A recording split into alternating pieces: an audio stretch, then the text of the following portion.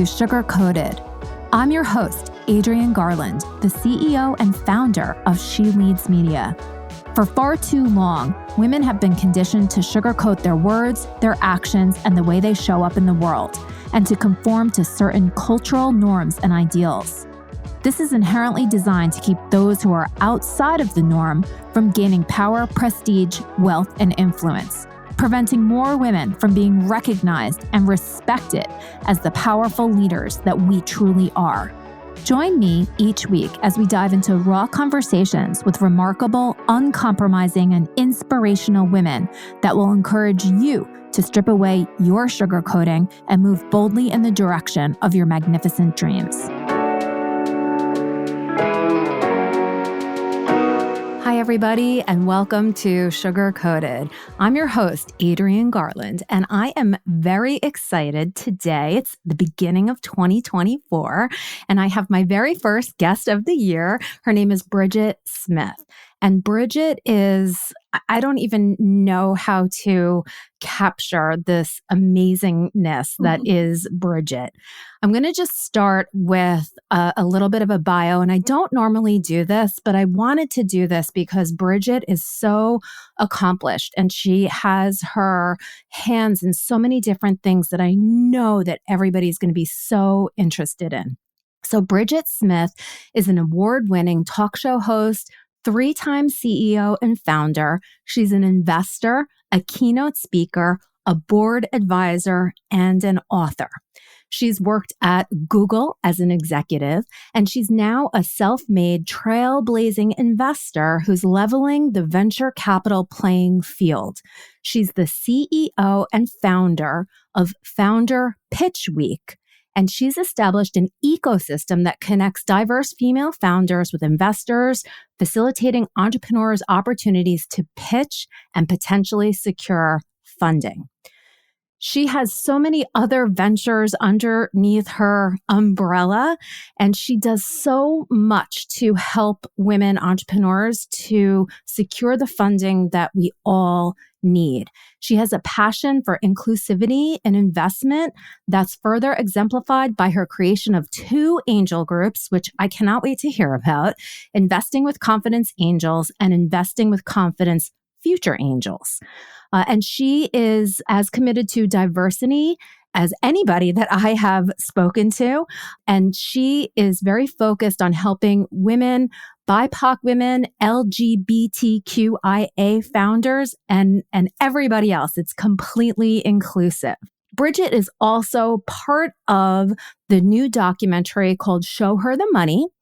And we actually had somebody that is part of that documentary as well speak at the She Leads Media conference back in November. And we have had prior guests on the show that are part of that documentary as well. So we have our own little ecosystem going here as well. I cannot wait to talk to you, Bridgette. Welcome to Sugar Coated. Thank you so much. What a warm intro. I really appreciate that. I know it was long, but I can help people kind of understand how it all connects together because there really is synergy across the whole board. I love that. And I think that so many women and women in this audience can relate. We might be doing a multitude of different things, but it always seems to have that thread that goes through all of it.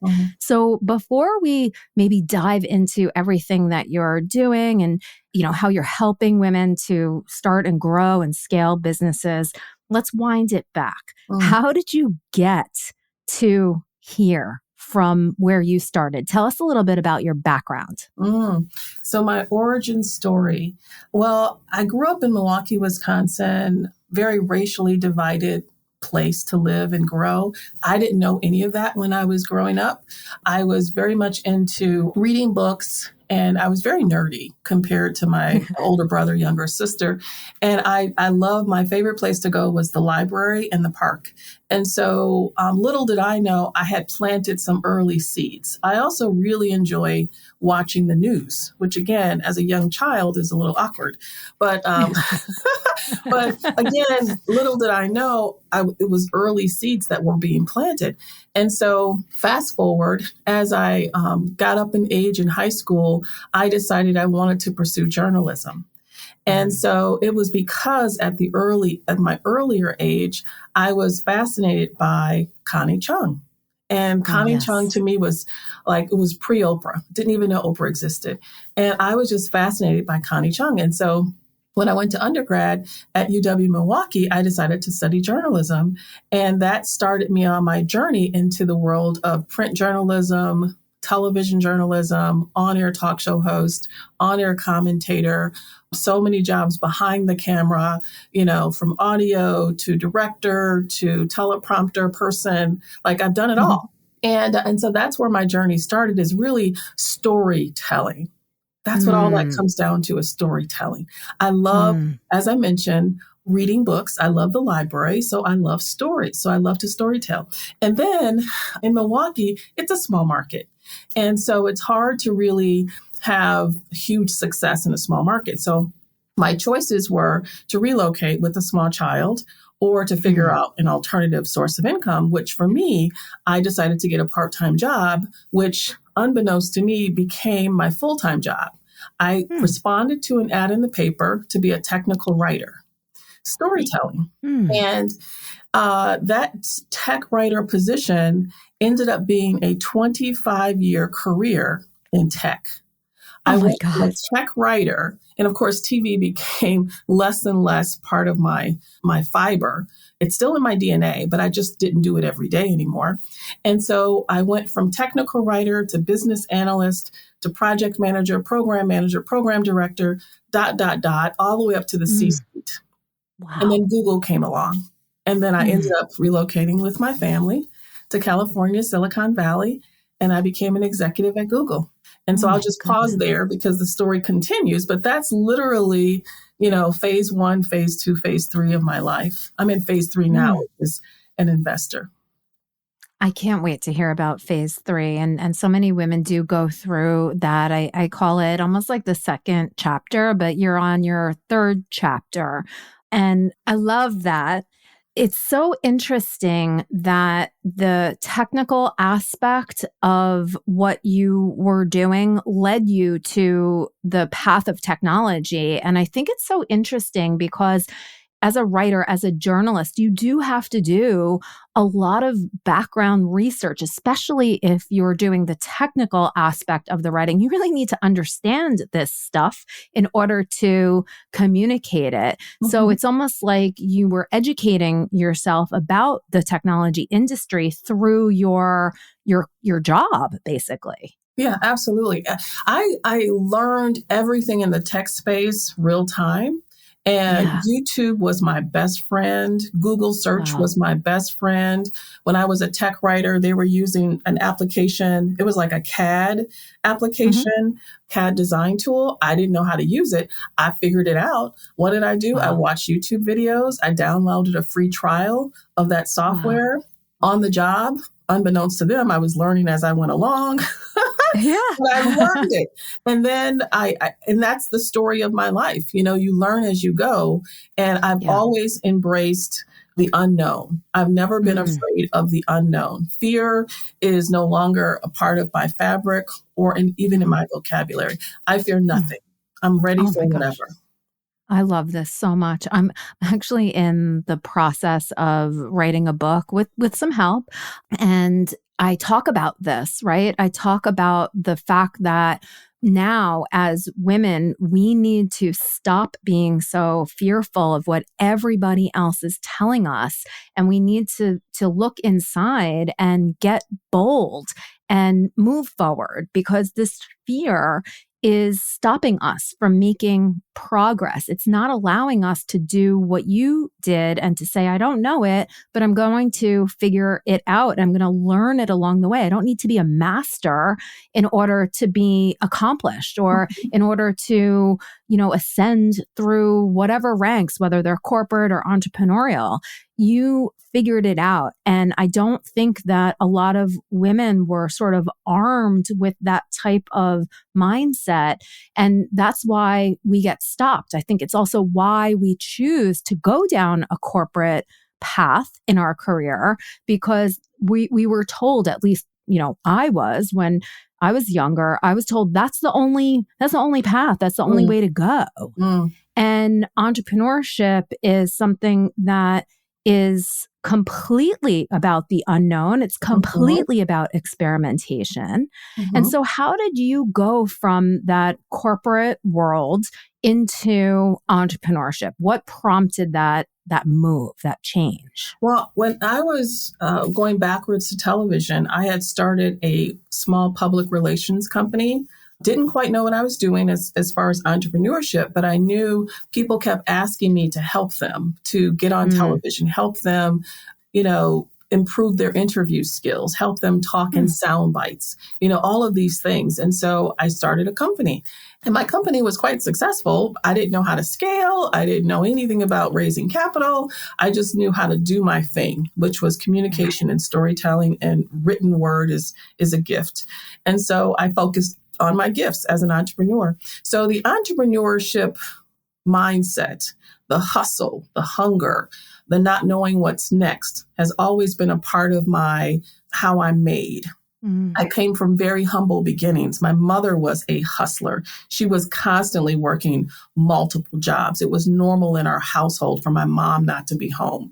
It was mm, common in our household for us to cook breakfast, lunch, and dinner when she wasn't there. So I'm very, very used to doing more than, like, even as a mm. child, just, that's always just been a part of my world. And so now that I'm an adult, the unknown isn't scary at all. It's just a matter of, I really think it's important to talk about knowing who you are and knowing what Yes. are your strengths, what are your Yes. passions, Mm, and then trying to understand what does that look like if you were to monetize that. And so I mm, did the work, and I keep doing the work. I don't stop ever doing the work. On this day, 1 year ago, so in 2023, on the exact same day, I was a completely different person. mm, Right. The year before that, I was still evolving. I was even more different. If I look back and look at photos of me, or look back at my LinkedIn posts or things that I was involved in at that time, I've constantly grown. And I've mm, never said no. The other thing I wanted to share, how did I go from mm, corporate to entrepreneurship in my current state, is I started a year of yes, I believe in 2018. mm, And what does mm. that look like for me? Some people say, don't be afraid to say no. I say, don't be afraid to say yes. Yeah. Don't be afraid to say Opportunity. yes. Yes. And so many doors have opened. And when those doors open, what do? I look at my list of strengths. I look at, Mm, and I know these by heart now, but I look at my passions. I look at making sure I'm in alignment with my, things that I enjoy, things that make me happy. And I mhm. say, is this opportunity a fit? Yeah. And if the answer is no, then I say no. If I don't have Right. the bandwidth, then I say no. But if I have the bandwidth and it's in alignment with who I am at my core, my strengths at my core, my talents, my gifts, etc., my experiences, I say yes. Mm, And then that door opens another. And so my mm, transition from Google, which was my most recent corporate position as a senior executive, I transitioned quite seamlessly because mm. there was no fear. And I would have to share, the only apprehension I had was that I did have golden handcuffs, as they say. Yeah. Google has a lot of commas and zeros when it comes to income and benefits and, Yeah. strings and things. And so most people thought that I would stay for years and years, and why not retire, and, et cetera. There's so many companies within Google. Google is just a multitude of companies, over 80 companies within one. Mm, And so there's lots of opportunity to move around and try different things and go to different parts of the business and so forth and so on. And I have, as you mentioned, so many different skill sets that I bring to the table, but it wasn't I think I've been in corporate America for so long that Google was just another company. yeah. Yeah. And I wasn't able to grow in a way that I felt I should be growing. I wanted to Mm, do more. I wanted to be in servitude more. I yeah. wanted to help more women, more. And I looked around, and every day I was doing the work, but I wasn't doing the work that was on my list of passions. My list of strengths were one or two were being maximized. And so I just looked in the mirror and said, Bridgette, what's next? Yeah. What are you going to do next? And so ironically, I'm in these rooms predominantly with white men, and they often, before a call starts, or in-person meeting starts, there's small talk, there's chatter. They were constantly talking about investing. They were constantly talking about equity and stock, and they were almost talking in code. I didn't understand it. I came from Milwaukee, Wisconsin, traveled extensively. I've never been in an environment where venture capital, I didn't even know what that was. I never heard the words private equity before I joined Google. Like, there are so many words and vocabulary and taxonomy that were being exchanged in all of these calls before the actual call started. And so because they seemed to be excluding me or isolating me on purpose. That's how I felt. Like it was a secret. And as soon as I felt like, wait a minute, if it's such a secret, that means to me, I should learn and understand what you're talking about. Because if you're trying hard to exclude me, that means I should know. So I did the reverse. I wasn't discouraged at all. I did the opposite. I started digging in and investigating what is this world called venture capital. I love this so much. It's so funny because it reminds me just of conversations that always happen in corporate, where the guys are talking about sports and all the other things. And it's sort of transitioned into this other world of investments. Like, everybody is investing, right? A lot of guys, they have all of these apps now with like Robinhood. And so, everybody feels like they're like this, investor, right? And they just like if you listen to like the guys talk about golf, right? Everybody is in the game. They all stink. They're all terrible, but they talk about it like they're, Tiger Woods. Yes. So I love this. And it's almost like your journalistic, like, aptitude kicked in. Like, ooh, I don't know what that is. Let me investigate. So is that sort of what happened? And then is that what led you down that whole entire path? That's exactly what happened. And also what I learned quickly is that the information is hard to find. And again, I think that's intentional. Okay. So I bumped into this world called venture capital when I relocated to Silicon Valley. I bumped into the concept of investing, angel investing, had no idea what that was.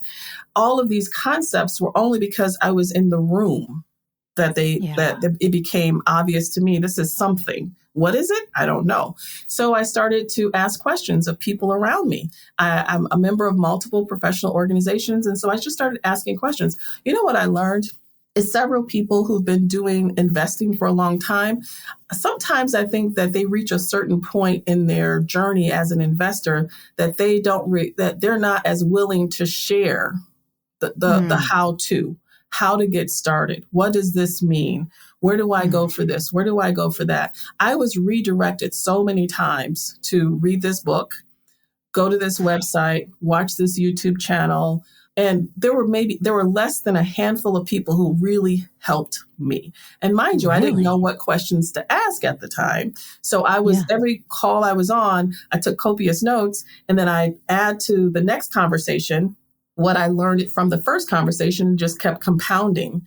And so I got wiser and wiser and wiser. So I did all of this. I call it bootstrapping. I bootstrapped my way to understand, what does all this mean? When I got comfortable enough, and I'm telling you, people just kept saying, just invest on angel list, just invest. They were almost disregarding me because I had so many questions. And I also, again, my list of strengths, my list of passions, things that I care about, I want to invest in women-led companies. That was clear to me up front.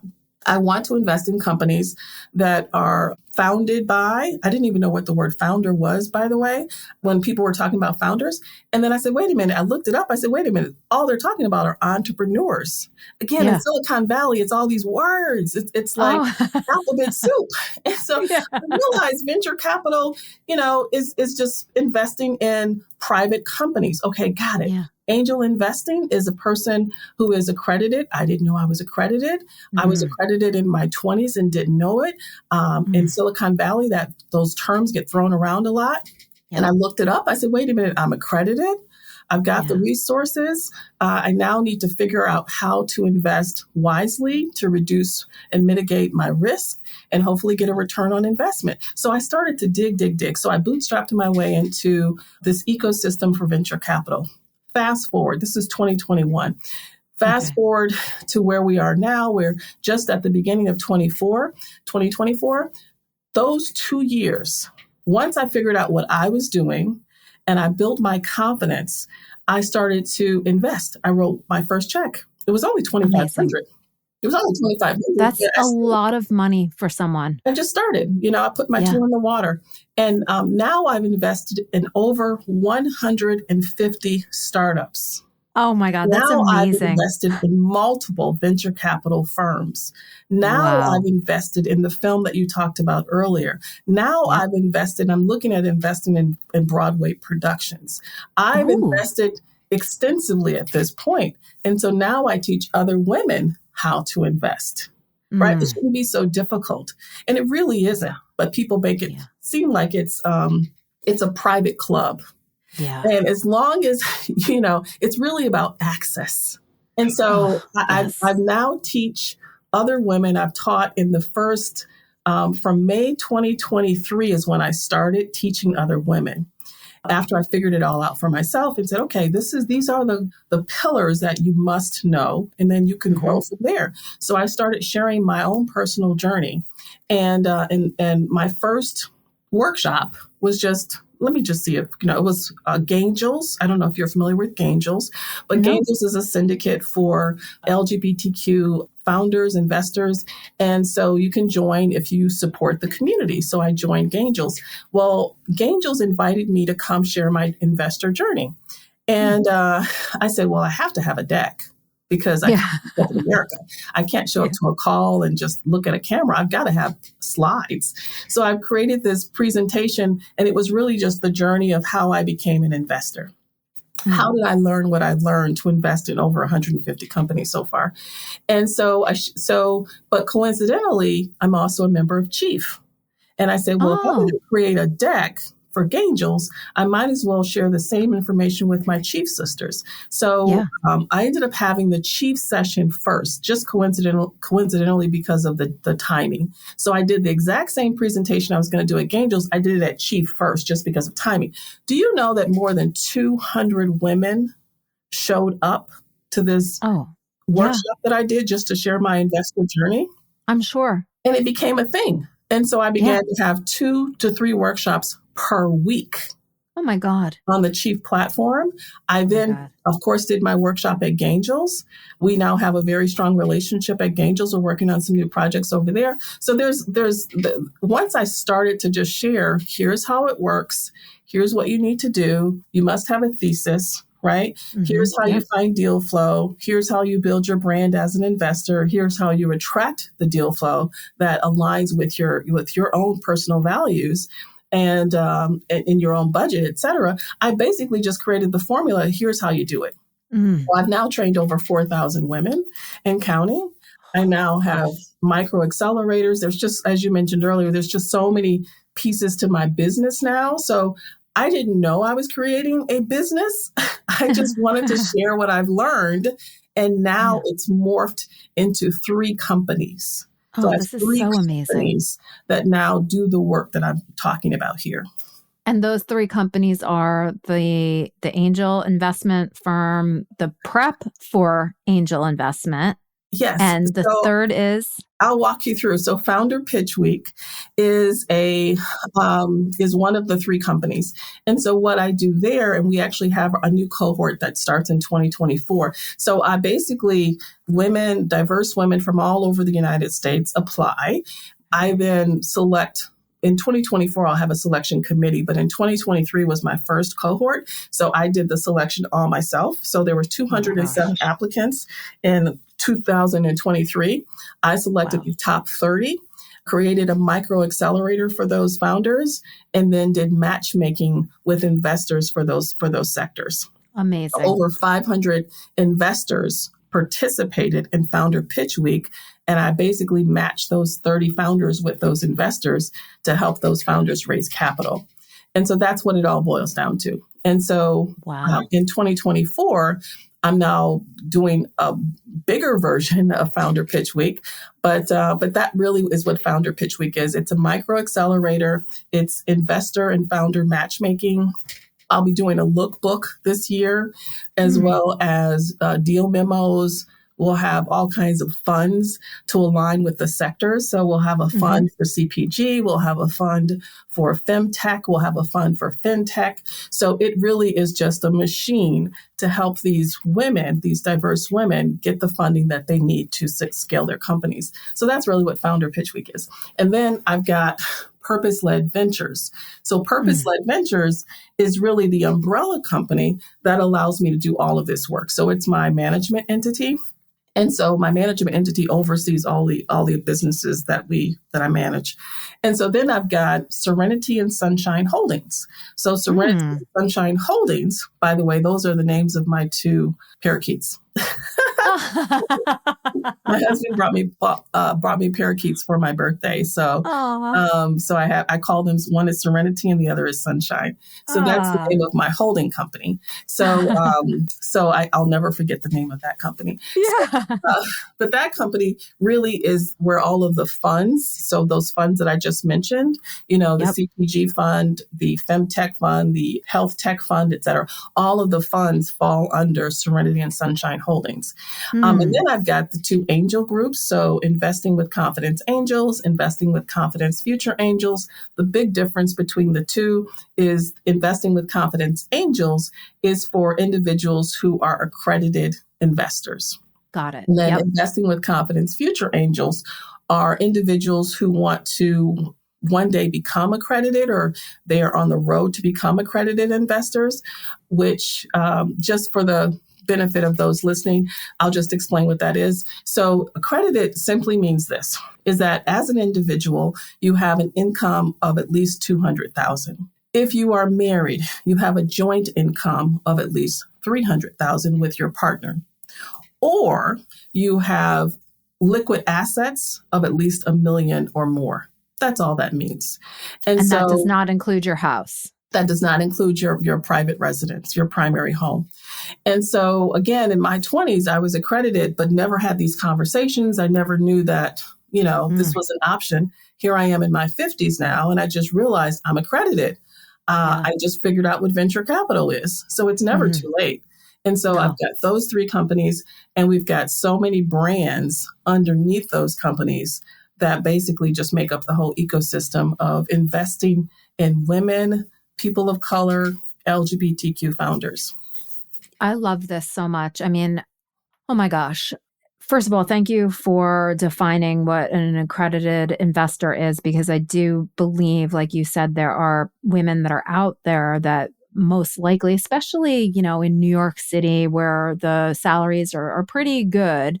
I bet you there are a lot of women that meet that criteria and don't even realize it. Right. And I also know, because I speak to so many women, we all want to invest in, women-led businesses. It's what the focus of She Leads Media is.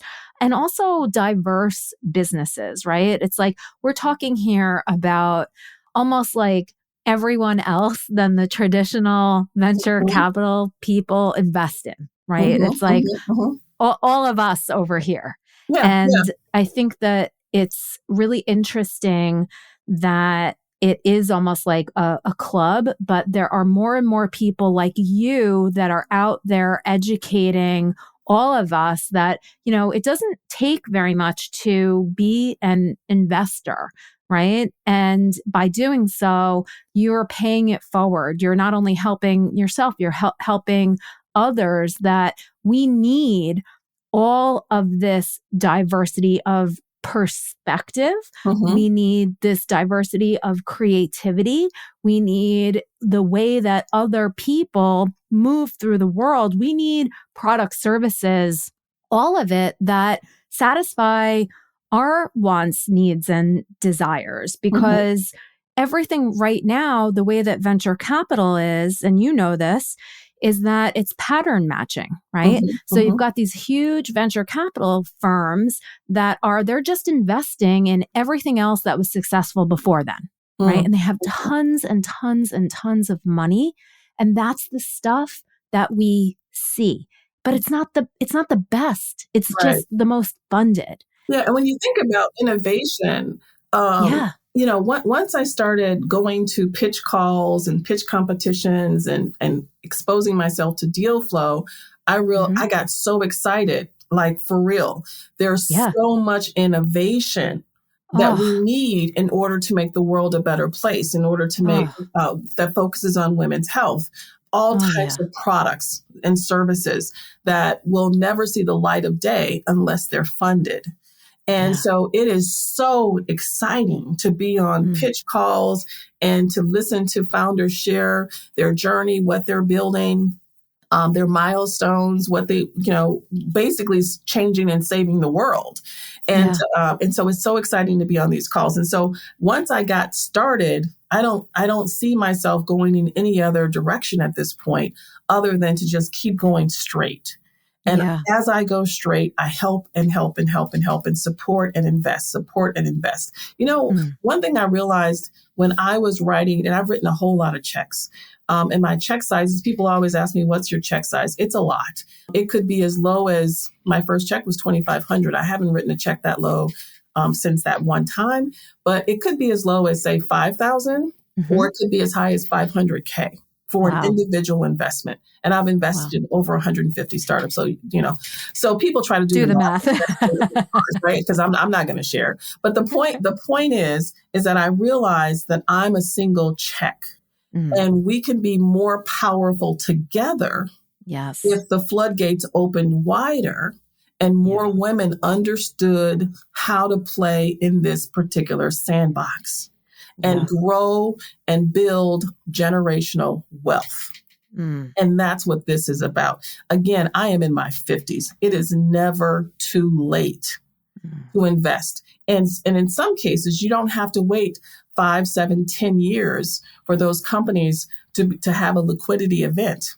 Yeah. There's all types of investment models that you can Hmm. invest in venture capital, and they're very creative. And I've come across some recently in 2023, and so I'm exploring those to see what that looks like, Mm, where I can receive compensation as an investor on a monthly basis. And it's again, the model is very different. It's one of the venture capital firms that I invested in, and they have a fund, and again, I'm sure on this podcast we won't go too deep here, but they've yeah. got, and Yeah. I'm still learning, but they've got a model where you can invest in there's certain startups that participate in this particular fund. You can invest in that fund, and that model I believe is for CPG companies, a Hmm. certain sector within CPG.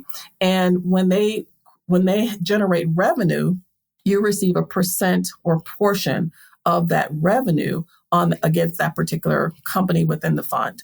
And so I was like, what? And so again, Yeah. so the more you meet people, find out how venture capital firms are structured, because the structures are all different, even though they may Yeah. have venture capital on their front window pane, all venture capital firms are not the same. So once you Yeah. start having these conversations about how they're structured, what their business model looks like, not just the sectors that they invest in, but what's their business model to invest in those sectors. And Yeah.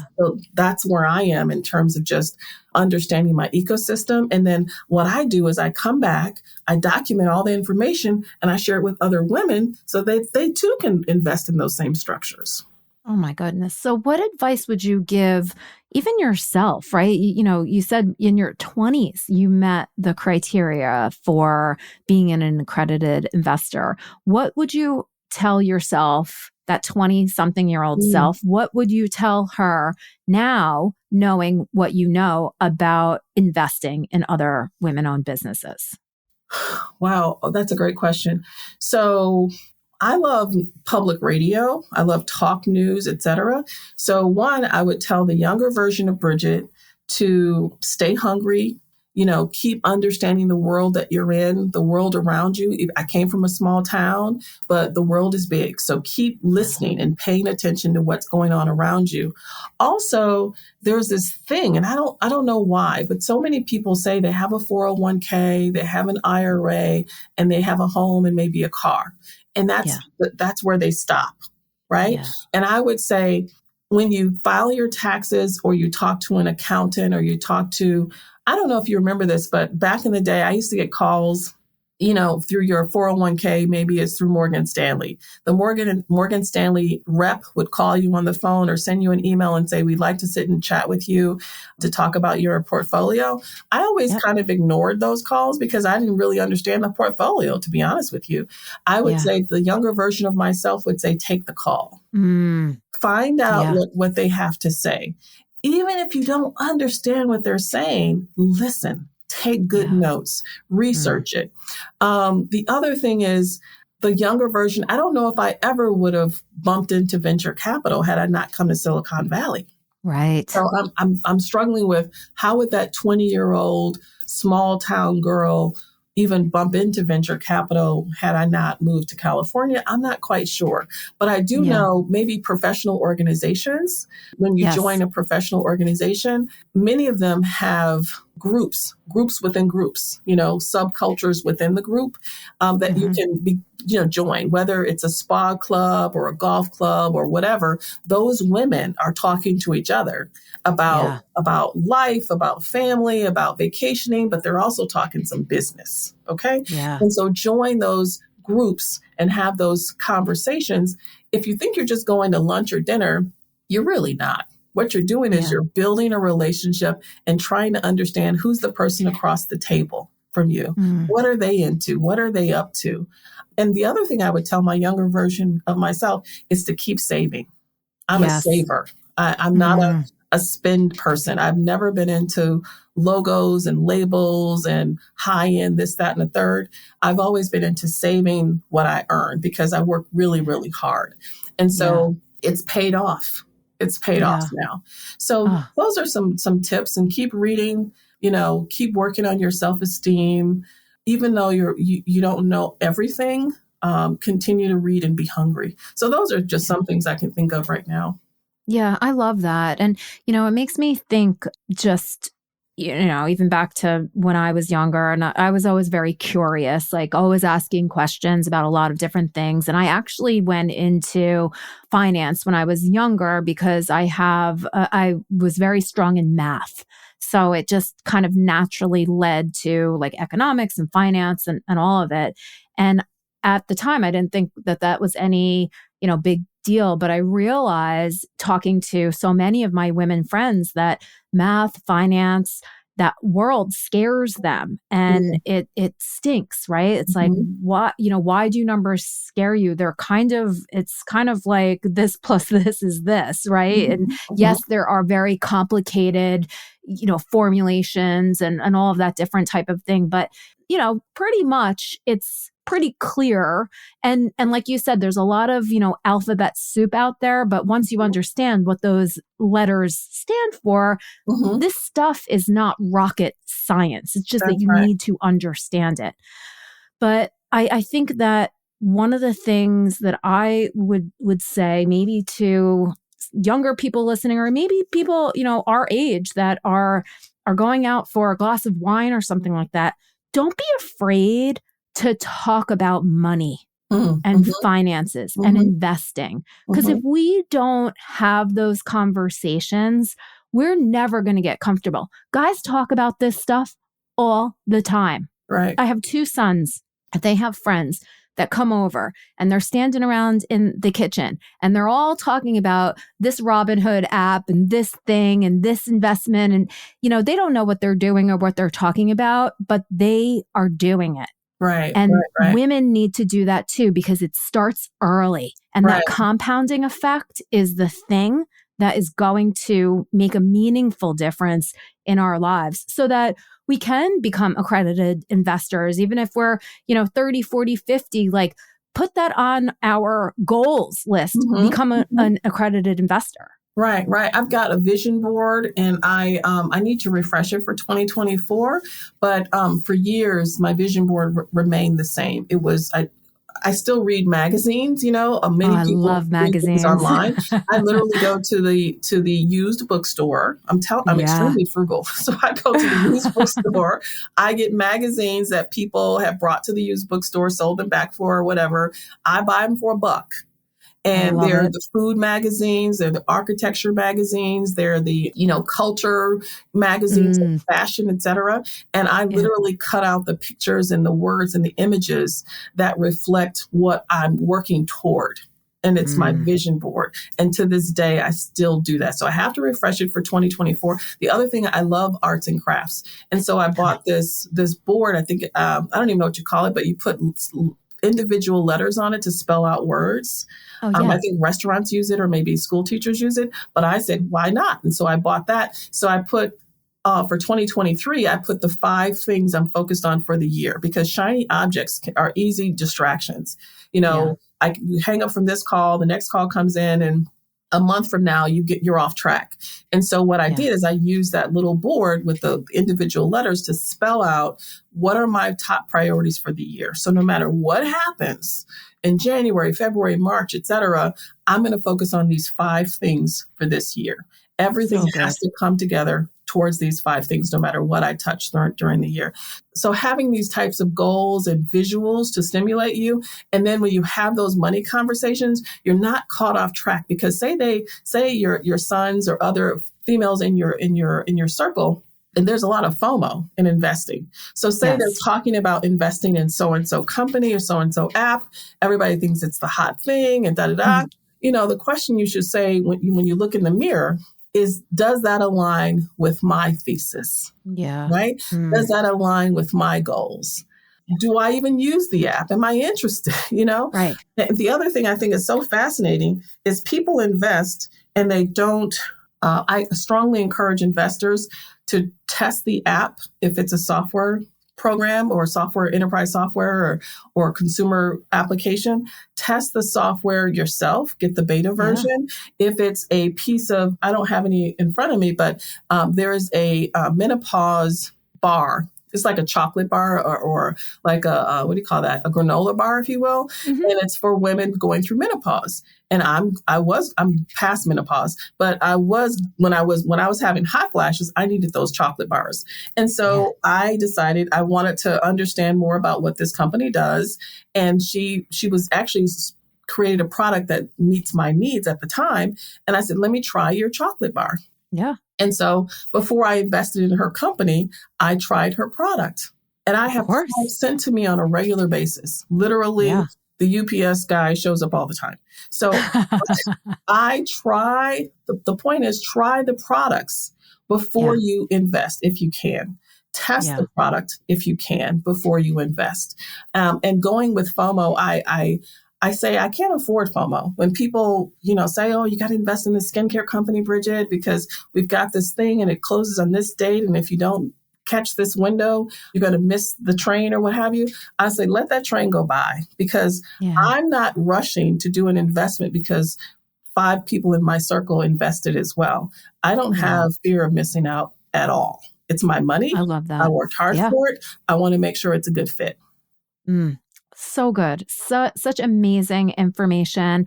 And I mean, I would love to be able to share with the sugar coated listeners and then the She Leads community. Where can they start to get all of this information from you? How can they start to, sign up for the things that you're doing and come to these courses and all of it? Because I think every single person that is listening and every other woman, LGBTQ, BIPOC, everybody else that needs to come listen to your calls, come to your events. Like, we're going to be there, Bridgette. Yes. We're there. I've got 2 answers. The simple way, because I have so many companies and so many brands, the simplest way to reach me is on LinkedIn. It's Bridgette L. Smith with the butterfly. I love butterflies. Ah, So Bridgette L. Smith with the butterfly, that's the primary way to see all the things. okay. The second way is my website, bridgettellsmith.com. And so that also is another direct way to reach me. I do Great. respond to all emails. I do respond to direct messages. We have a YouTube channel that starts this month as well. And so we have so many things in progress. I'm going to get back to my TV roots a little bit. I'm actually going to do live product demonstrations. I love this. For diverse female founders with products. I want to love this. demonstrate their products, get more eyeballs on what they're building, help investors find them, and showcase their brand. So there's so many things in progress for 2024, and all of it is in alignment with my vision, my purpose, again, my list of strengths. If we go back to the beginning, my list of passions, my gifts, my talents, all of it is in alignment. So as long as I stay in alignment, everything I touch will be successful. Oh my God. Thank you so much for sharing everything about you and your passion and your dedication to educating people on how to invest in these innovative people, companies, ideas. We need so much more of this in the world. And I just really appreciate everything that you're doing. And I definitely want to be a part of it somehow. And I know I will be. I know we'll be talking a lot more. Yes. So thank you so much for just sharing yourself today here with the Sugar Coated audience. Thank you, Bridgette. It has been my pleasure. I want to celebrate you and what you're doing and how you're building this ecosystem as well. And I always say, whatever I can do to help, whatever I can do to support, I will do it. There's zero competition. I think if I could leave you and listeners with this, if you think about competition, it's really you're in competition with yourself. Yeah. How high can you go? How far can you reach? How many people can you touch? How many lives can you change? You are not in competition, or we are not in competition with other women, even if they're doing the exact same thing that we do. You know why? Because the way you touch it, the way God speaks to you, the way that you implement it even, is going to be your personal touch. So I feel I am open to all areas of collaboration. I'm open to all areas of support, because at the end of the day, the people who win is you're competing with yourself. And then the people who win on the other side are all the founders and entrepreneurs that benefit from this relationship, this ecosystem, this world that we're trying to unify, right? So I feel very, very strongly that you can do and be any person that you choose to do and become. So your competition is who you're looking at, that person right there in the mirror. That's who you're competing against. Just work hard. And I'm telling you, just stay really, really focused. Buy that board with the individual letters. Put your 5 priorities or 3 or 4, whatever. Get your vision board in order. Go buy some used magazines, cut out some pictures, put them on the wall and stare at it, and then work towards getting it done. I love it. Thank you so much. And here's to an incredible 2024. Whoa, cheers. Yay.